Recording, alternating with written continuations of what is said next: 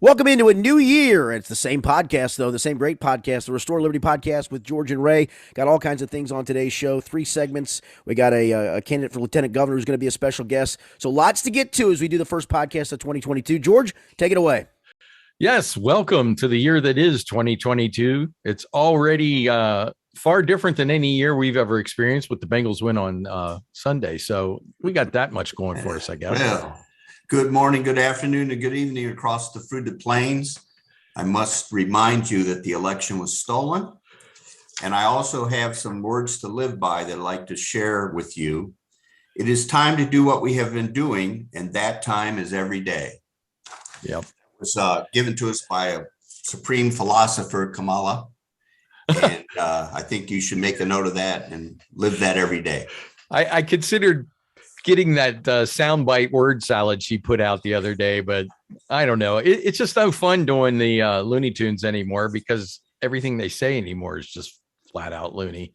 Anyway, so hey, welcome to 2022. And of course, the first thing you got to do anytime you're in the new year is you got to talk about the last year. So let's spend a little bit here in the first segment talking about what happened last year and what we need to do moving forward. So on the national level last year, economically, the big news is everything you buy is now 7% or more expensive.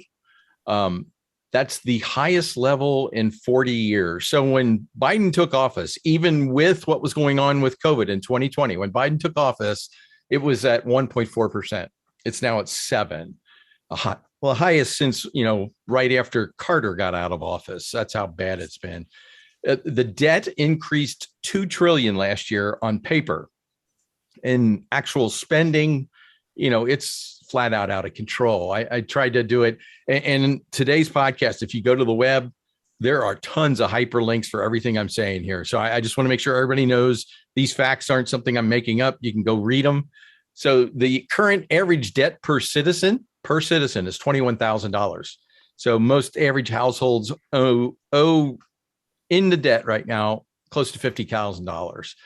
Just to put it in perspective, when the Bengals last won a playoff game back in 1991, the debt was $3.3 trillion total. So in 200 plus years of the United States, they got up to 3.3. The current deficit for this fiscal year is already above that. So we're borrowing more in 1 year than we did in the first 230 of them. Unbelievable. I don't know how we keep that going. The other thrilling news last year on the foreign policy level, of course, Afghanistan, we basically handed it back to the Taliban along with literally billions of dollars worth of weapons. We lost 13 service people in that pullout. That's more than the number of servicemen killed in Afghanistan in the prior 24 months. So in 1 day of stupidity, we lost more people than we lost in 2 years of, quote, a war. Just absolutely incredible. The other good news, and there's several sites you can go and see this information. Iran is very close to having enough nuclear material for 2 nuclear weapons. Unbelievable. And they're talking about getting back into the deal that allowed this to happen. I just don't know how you can continue to look at that and say, we're not in deep trouble. Iran is so emboldened now with the current administration that they're now issuing threats against not just Israel, but Trump and Pompeo for the bombing of the terrorists in their country. So now they feel no qualms about not only saying they're going to eradicate Israel, but they're going to eradicate Trump and anybody they don't like in the United States. I mean, that's just bold. Well, it's time to send Iran another suitcase full of money, or a pallet with a pallet of money. What was it? 8 million? No, 8 billion. Yeah, it was in dollar bills, or, in our currency. It wasn't a check. It wasn't a wire. It was a pallet of currency. And that happened. And let's just move on. Yeah, so you can't track paper, which leads us right into the next thing we're going to talk about, which is the election reform, quote, reforms that they're now proposing that basically similar to you can't track dollar bills. They want to make it so it's entirely 100% mail-in voting, that you can do ballot harvesting, that you can register to vote the same day you vote. Basically, they want to legitimize stealing the election just like they did the last time. Yep. And then, of course, on the national level and leads us right into the state level, the whole COVID fiasco last year, mandates, actions, threats, endless boosters now. What's interesting is the last couple of weeks, the CDC is finally saying things like cloth masks don't work. You can still get the disease if you've had the, quote, vaccine. It's not a vaccine, it's a booster. Whereas, just 3 weeks ago, if you had said that on Facebook or YouTube, you'd have been thrown off because you're not allowed to say anything about, the vaccines not being the answer and masking not being the answer. So, that's the famous joke now is what's the difference between a conspiracy theory and a fact? About 6 to 9 months. Unbelievable.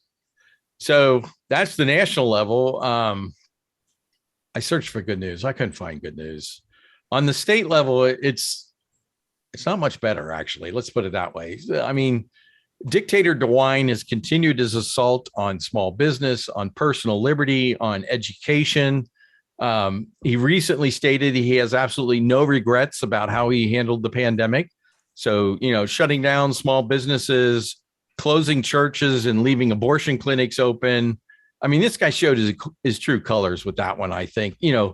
I'm going to shut down your ability to go to church on Sunday, but hey, if you want to go get an abortion, they're open and man, go for it. That's no problem at all.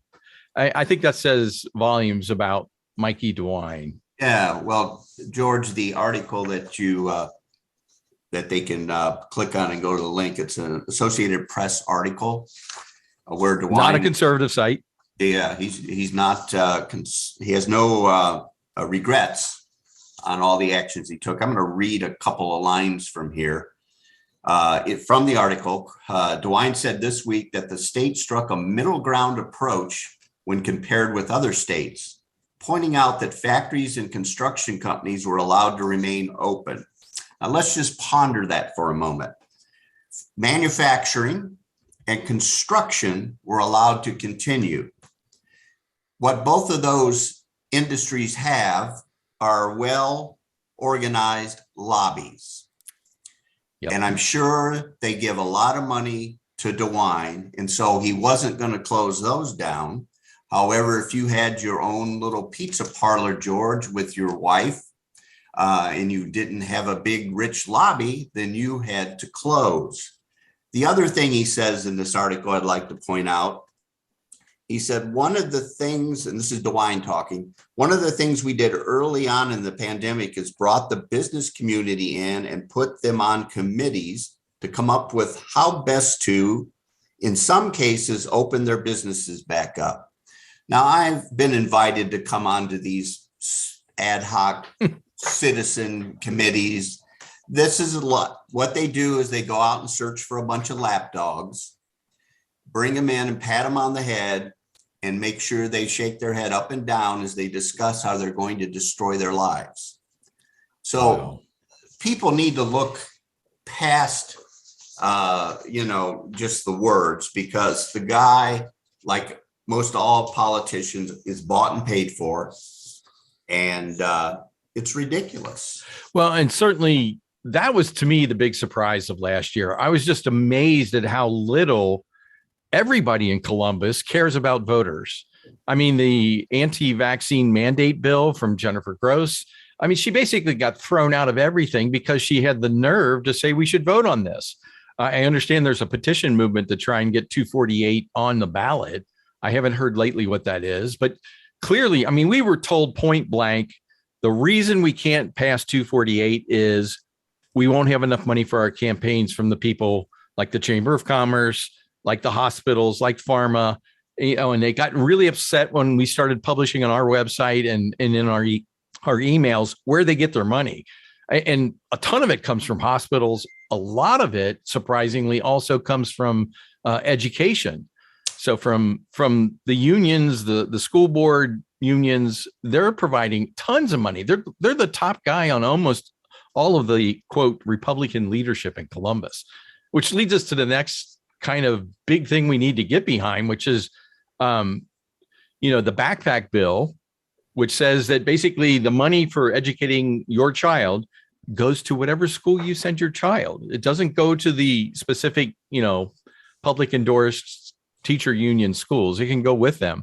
So what do you think the odds of that passing are, given that their number 1, 2, and 3 donors to all these guys are education groups? It's less than 0. So I don't even know why we talk about it. Let's go back to the push against the anti-vax thing, because you also have a link to the letter for where all these donors signed, and most of the donors, it's healthcare, medical, hospitals, all of that. And what do we know about COVID with respect to hospitals? They've been making a lot of money off of it by just declaring somebody a COVID patient. And there's also a chain of money, these free vaccines. There's a whole bunch of money flowing to the pharmaceutical companies and even the insurance companies. But the thing that when I pulled this up and looked at it, why is the Ohio Manufacturers Association part of this letter? They have nothing to do with healthcare. Why are all the Chamber of Commerce's part of this? Why is the Ohio Council of Retail Merchants part of this? It's because they're all connected to well-funded lobbies. The retail workers can be in a union called the United Food and Commercial Workers, which is a nationwide thing, but it has local offices too, like most unions. In the top 5 local offices, the top 5 that have the most members and the most money, the second biggest one is Dayton, Ohio. Wow. And the 4th biggest one is Columbus, Ohio. Follow the money. None of these reps are going to let that anti-vax go forward or the backpack or anything, because there's no money in it. Which kind of brings us to the one good news thing we did have last year, and that's what happened in Virginia. It was tied to education. It came out what's happening inside of the schools in Loudoun County. The fact that they had a rapist who dressed like a girl, went into the girls' restroom, raped a girl. And the only consequence, he was just moved to another school where he did the exact same thing. But the father of the girl that was raped got arrested, because when the school board said, hey, we are going to pass this transgender policy, there's never been an issue with that. And just imagine sitting in there and hearing that we're going to allow this, boys and girls, girls and boys.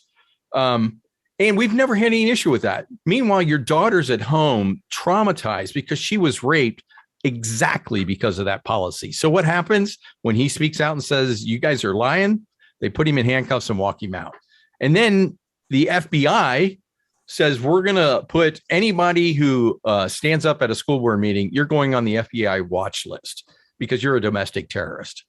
So, they basically weaponized the FBI yet again against school board attendees that are upset with school boards. So what happened in Virginia? Shock above shocks. For the first time in history, a Republican won. A Republican who said, I'm going to get rid of that policy. I'm not going to allow critical race theory. We're going to look at expanding vouchers. He was just put into office. Youngkin was just put into office last week. Already, he has signed executive orders to end CRT, signs executive orders to investigate what happened in Loudoun County. This is good stuff. And this is kind of the hope we have and what we're going to be talking about next, which is the parents got motivated, they got out and vote, and they were able to change what's going on. We have that opportunity this year, but it has to be done in the primary, not in November. The primary is where this is going to happen.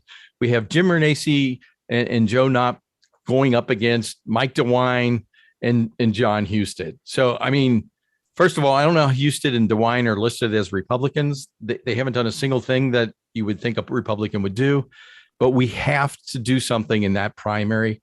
And so our guest coming up is Joe Knopp. He's going to give us some background on that. and some hopeful message on what can happen if you change who's sitting in the governor's mansion. So we'll be back in a sec. Yes, indeed. A reminder to listen to previous podcasts in the series. Go to the website, RestoreLiberty.us. You'll also find the latest news on how you can get involved locally. We'll continue the Restore Liberty podcast with George and Ray.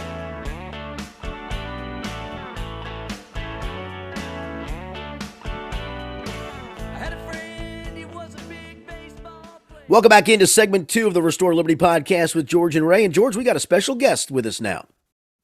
Yes, welcome, Joe. Joe is running with Jim Renacci for governor and lieutenant governor of Ohio. Welcome, Joe. Hey, George. Ray, it's great to be with you guys today.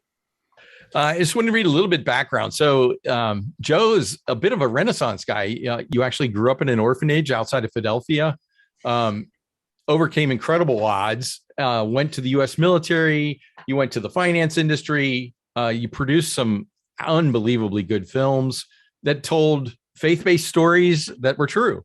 You currently live outside of Dayton, a wife and 3 kids. Oh, good luck with that. So welcome. I mean, how did you go from, military and films to now wanting to do something with politics? Well, first of all, we all have journeys that lead us to where we are today. And, for me, my story did begin in a kind of rough situation in Philadelphia, and my family had a lot of addiction, so we were taken away from both of our parents. And when I was 7, placed in this orphanage, and then spent my entire childhood years there. I graduated from high school at the orphanage. Really wanted to go to college. Joined the Air Force. Got stationed in Dayton, Ohio, at Wright Pat when I was 19 years old. Did a 6-year enlistment there. While I was active duty, I went to the local university, Wright State University, got a finance degree, and then met my amazing wife while I was active duty. She's from the Dayton area. So that has kept me in Dayton for almost 30 years now, which, and 3 kids later, it's been a long time. I was doing finance for a while until a good buddy that I grew up with, he was literally working in Hollywood as a producer, but was getting burned out on the types of stories and messages that Hollywood was telling, which, what we see today. And he knew he had to go the independent route to tell good, truthful, God-fearing movies. And he knew that would take a partner that understood business and finance. And I was the only guy that he knew that fit that. And he knew that I had a unique journey of my own. And I've always used story to kind of get our message across. So anyway, long story short, I started flying out to LA to help him, and then committed to producing movies with him. All the movies that I've been a part of are true stories that made a difference in someone's life. And when people watch those movies, it has a chance to impact others. The last 2 that I did, pro-life movie called Unplanned, and then 2 summers ago, I made a documentary with the Trump family. It kind of brought me into the political arena. It was different back then. I got to be the cool movie guy as opposed to being the politician today. But folks like Ted Cruz and Mike Pence, James Langford, and then eventually the Trump family just kind of kept bringing me to events to talk about the life issue. And then my frustration with these amazing messages that we need to get out there, the left just steps on and does not allow, both media, education, to get our stories told. So that was part of my emphasis for looking into politics. And then looking at Ohio, looking at, like you said earlier, the dictator that somehow has an R behind his name, supposed to be representing us, definitely does not represent my family and what we stand for. And when Jim Renacci, actually through an introduction through Laura Trump, when him and I started talking, I really appreciated his journey to get here. He's not a career politician. What the government did to his business motivated him to get involved, and he still wants to fight harder today for Ohioans and anybody else I know in this state. So that's kind of my long journey to get here. Kind of an eclectic. And so in both your case and Jim's, you're kind of in this because you were thrown in the fire. I mean, you were trying to get a message out and to say what you believe in and be able to spread that word. Jim, his business, when Obama took over GM, shut down all of the dealerships for conservatives. So Jim lost all of his business. So, I mean, we've now got a candidate team that has been forged in fire. I really like that. And both of you know what it means to make payroll. You both understand, profit, loss, and the fact that you can't spend more than you take in. What a novel concept. So I really like the teaming. I think it's fantastic. And to have somebody that can get the message out, I think is amazing.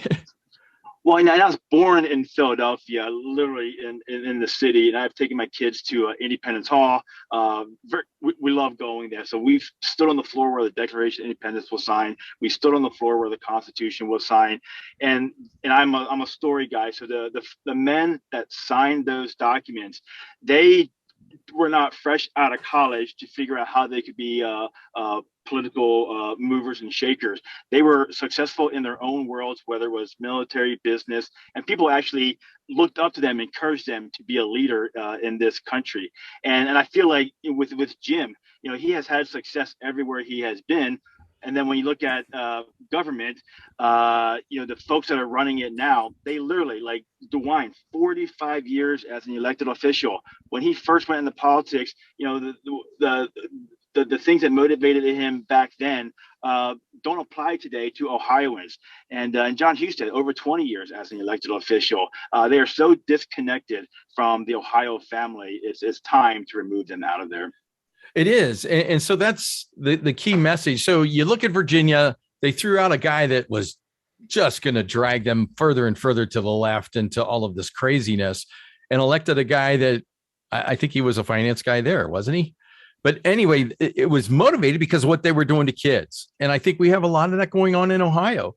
DeWine, when the critical race theory started because of what happened in Loudoun County and beyond, turns out all of his appointees to the Ohio Board of Education are pro-CRT. And when we finally got the board chairman to resign, who does he appoint? He appoints more people that like CRT. I mean, the guy's just not on our side. And this is our chance to make a difference. But the key here, folks, and everybody listening, is we're talking about what's going to happen in May. We're not talking about November here. If we do not get the Renacci Knopp team in there in May, we're screwed, because November is just going to be two Democrats running, DeWine and whoever they put up on the other side, some communist, who knows. But I mean, that is our motivation, people. I mean, 2022, our work is between now and May. If we don't get it done, Ohio's going to just keep on its same path. I think getting you guys involved, getting the word out, because I mean, you got the great story. It's not, hey, I've been in politics for 45 years. It's, hey, I'm here because somebody's got to do something about what's going on. Well, thanks to I was just gonna say, thanks to what you guys are doing. I feel like that scene in The Wizard of Oz where Dorothy's talking to what she thinks is the wizard, and then the curtain gets removed, and you see what I call like the DeWine looking guy off to the side pulling all the triggers. The problem is he has an R behind his name, and a lot of people just don't understand that he's representing the left. But thanks to folks like yourself and more like you, I think the Ohio parents and families are starting to realize that we really have to understand who we're putting in office, and it does begin in the primaries. So what are the big things, from the campaign perspective, that you're looking for help on, other than getting the word out? That's the number one thing. We're fighting the establishment. So I go to events, unfortunately, in the Republican Party, where people whisper, we want to support you. Unfortunately, right now we have to support who the party tells us to support, which is unbelievable. But fortunately, I spent a lot of time with the Trump family, and it's the same thing they ran into, and I actually got to see it firsthand. I just was told to turn my cameras off when I was doing that. So I do believe what Trump did to DC, Renacci can truly do to Columbus, but it's going to take the people to get up and vote and really help get the word out for us. Okay, well, we'll definitely spread the word. And you mentioned the other main problem that we found, over the broadcasts we did last year, is that our problem nationally is the Democrats. I mean, what's happening in DC is totally driven by the Democrats.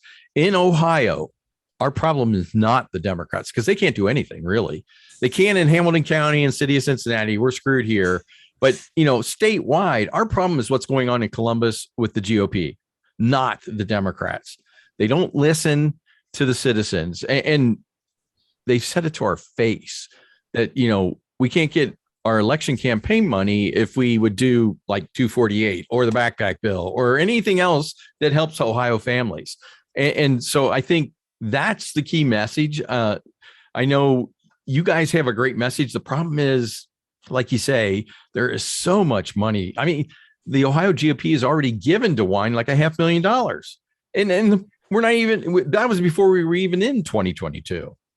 Well, many people do not vote in the primary. And part of our job, I think, George, is in our sphere, even in our sphere, where people are tuned into this and will love to argue about the national politics, they don't vote in the primary. And so I think Jim Renacci has a nice thing he talks about when he lays out the metrics of this. And I think we need to get the thoughts about those metrics out to everyone, because it's pretty simple. Right. If we can get the folks to vote, they have a shot. Yeah, and I think that's the big deal. I mean, certainly the money's behind DeWine, unfortunately, but I don't think this one's going to be won by the money. I really think it's going to be won by going door to door. And like I said, you guys have got the superior story. You're in it for the voters. You're not in it for the lobbyists. I mean, that says it all. I mean, that's like the bumper sticker ad for what's going on. The issue we have right now is, we've got a crazy man and potentially another candidate coming in. If there are 4 people running in May, we're toast. That's just going to split the vote. There's another major factor, and I don't know if this could or will happen or not. There is a Kingmaker who lives in Florida. And if he would come out and endorse in this race, that would change the landscape. He's very popular in Ohio. He's won Ohio twice, talking about Donald J. Trump. He's won Ohio twice by the biggest margin of any Republican ever. So that is a key cog in this. And I don't know, Joe, if you've got anything you can indicate to us. Well, what I'd like to say, it is interesting with the Trump endorsement. There are thousands of people around the country running for office that are trying to get any connection they can to President Trump. Fortunately for Jim and I, we actually have strong relationships with the Trump family. Laura Trump and Eric have become really close friends of mine. And, not everyone will appreciate me saying this, but I treasure my relationship with people more so than the big ask. But the good thing about Laura and Eric and the Trump family, they also know what you just said, that who they back in Ohio for governor will win the primary and the election in November. So in time, I think people will see that the family really appreciates what Jim and I have done for them, and they appreciate our sincere relationship because they actually know us. Well, and I think that's the key. And you don't want that coming too early. It'd be great if maybe, April sometime, maybe, but I hope it comes. If it doesn't, I think door to door is another key aspect. And I wish you guys the best of luck. Anything you want to say on the way out? Well, I have a family of 3 kids. My wife and I do 17, 14, and 12. And that's part of the main reason why I'm fighting. Ohio actually did a lot for me in my journey, and I want to make sure my kids have a desire to stay here and have a place to call home and to be proud of Ohio. So I'm going to Columbus to represent Ohioans, and don't anyone out there, don't ever let me forget that. Excellent. Well, thank you very much, sir, and welcome. Best of luck. We're going to do everything we can to help. God bless you, Joe. Thanks, guys. Hey, a reminder to hear previous podcasts in this series, go to your favorite provider, Spotify, SoundCloud, iHeart, others. Just search the words Restore Liberty. You can sign up for information, info@restoreliberty.us, and you can always leave feedback as well at 513-400-5832. We've got one more segment to go. In segment 3, 2022 priorities, as the Restore Liberty podcast with George and Ray continues. Nobody on the road, nobody on the beach. I feel it in the air. The summer's out of reach. Welcome back into our third and final segment of the Restore Liberty podcast with George and Ray. But we got a lot to accomplish in this segment with 2022 priorities. George? Yeah, as we said in the previous 2 segments, last year showed us what happens when the communists are in control of everything, including the governor's mansion in Ohio. We also discovered over the last year what it means that Columbus has such a huge lobbyist cabal that controls what happens in our House and Senate in Ohio. And how do we stop that? Well, the way you stop it is you must get involved in the Republican Party. So I know saying joining a party is one of those things that to many libertarians cause an allergic reaction. It does to me as well, to some extent, but you can't stand on the outside and say, I hate the Ohio GOP. You know, I believe in what they've got on their website is their principles, but I hate what they're doing. Well, yes, that's exactly the problem. The reason they get away with it is the quote members vote that way. They allow the establishment to continue. So how do you stop that? You become one of the voting members. And what that is, it's a position that on the ballot in the governor primary years shows up as County Central Committee for the Republican Party. What that means is your neighborhood, your precinct. And so like my precinct has 220 Republican voters. So you represent those 220 voters within like a half mile of your house. So this is the bottom level of the Republican Party is the precinct executive. So in your precinct, you're responsible for representing the people in your precinct and only the Republicans. So everything we talk about is keyed on the Republican Party, but our intent on talking about it is we want to get enough people who vote when these meetings occur to vote for the side of the voters and not the establishment. So that's the strategy. That's how we keep, you know, the local guys from endorsing the squishies, to keep the Columbus guys at that level. It's called the State Central Committee. And we've got to go after those as well. So that's the key to what's happening in 2022. We have to win control of the Republican Party and we have to win the primary. And those two come together in that if we've got a team that is running for the neighborhoods and they're willing to go door to door and say, hey, I need you to vote for me so I can represent you, the voter. And I need you to represent by voting for Renee C. and Knopp, for John Adams, who was on our last podcast, by voting for people like Jennifer Gross that are willing to stand up. So that's what the strategy is. The strategy is we need everybody to look at your precinct and say, I'm willing to represent the people who live next to me.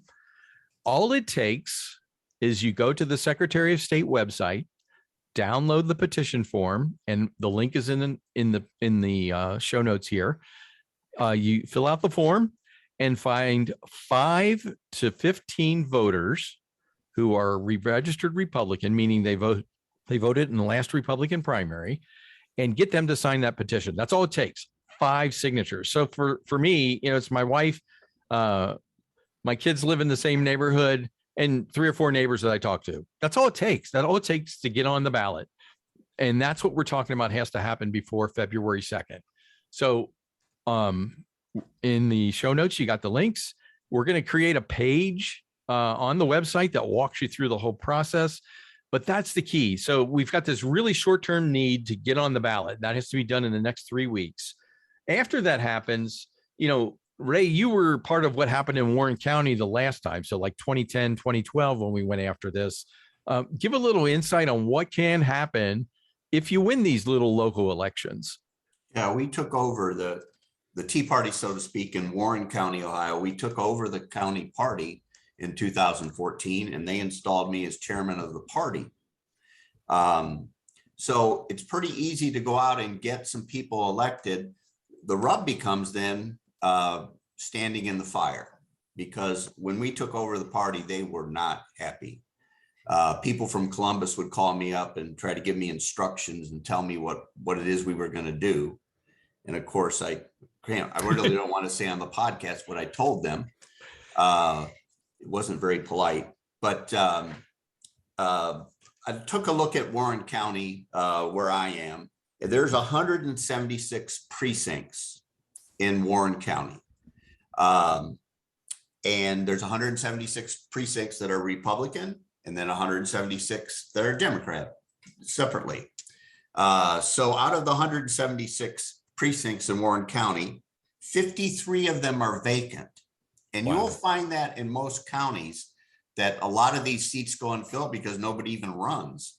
So 53 vacant seats out of 176, that's 30% of the Central Committee. So it's pretty easy to target those. And that's what we did the last time. We said, well, we're going to try to take over the party. Let's go and find people in in this case, these 53 places and at least get those. And then we did a series of letters and meetings saying what we would do differently to bring the rest along. And we swept all of the executive board seats on the night of the reorg. So it can be done, but the issue was this. The problem was people being in the fire and just being, the process and what you go through is so distasteful for common, polite people. Right. We had a hard time keeping them engaged. If we went after this again in Warren County, I think people could be more engaged this time because they've seen more craziness. And and we know how to play the game a little better now. I think that was the big problem back then. I've talked to a couple of friends that we convinced to become precinct execs, and they're like, well, we never get asked to do anything. Well, you're right. You don't. You have to come together. One precinct exec can't make any difference at all. And maybe even 10 can't. But as soon as you get up to 15, 20, 25, and they say, hey, what are these guys talking about in the corner? What are they trying to do? You start to get the strength you need to get in the meetings that happen before the meetings. And that's kind of what we're really after. We need to get that unity of purpose. Because what they do is they don't really care. They recruit people for the precinct executive position just to get the votes at the reorg meeting to put the executive board, so to speak, in power. Right. And then they meet separately. And, when we took over the party in Warren County, they weren't even having meetings with the whole central committee. I don't know how. And Hamilton County doesn't much either. I think they have one a year, maybe two. So you have to demand that, look, we're going to be a part of this. Well, it can work. So the key is people, I don't know how to say this in a way that sounds enticing, but you need to get your voice heard. I mean, that's kind of the thing we've been saying from the beginning. You got to speak out, stand up. Well, we're asking you to stand up this time. So stand up, go door to door, get your 5 signatures. I recommend getting 10 or 15. You can't get more than 15. Just make sure they're on the list. We'll show you where to get the list. It's super easy, super easy. But what happens is, if we're able to pull this off, we will also then give you the information you need on how to win that election. Now, if you're uncontested, which 90% of the time nobody else wants to be precinct exec, then it's easy. But as soon as Alex and Joe Dieters and everybody downtown understands this is what's going on, you're going to be running against somebody else that's an establishment Republican. But it's easy enough to win because they're being forced to do it and you're doing it because you want to. And that difference comes out when you talk to your neighbors. So that's the secret. The key we have is we got to get the people signed up in the next 3 weeks. And then after that, we're going to do a coordinated strategy across, the area we can on how do we attack the primary? What is it we're going to do? What is it we're after? And, we want as many people involved in that as we can. So we're going to be putting on the website how to do this. I know it sounds overpowering, and it is. I agree. It is disturbing when you see your name on a ballot. I remember freaking out when I saw mine there the first time. It's like, holy cow, this is real. Don't worry about it. Nobody cares. All right. Once they leave, they're going to forget about you entirely until you show up the next time and say, hey, what do you think about the backpack bill? Should we be doing this? And then you've got a chance to make a difference. And that's what 2022 is going to be about, people. We have to get involved.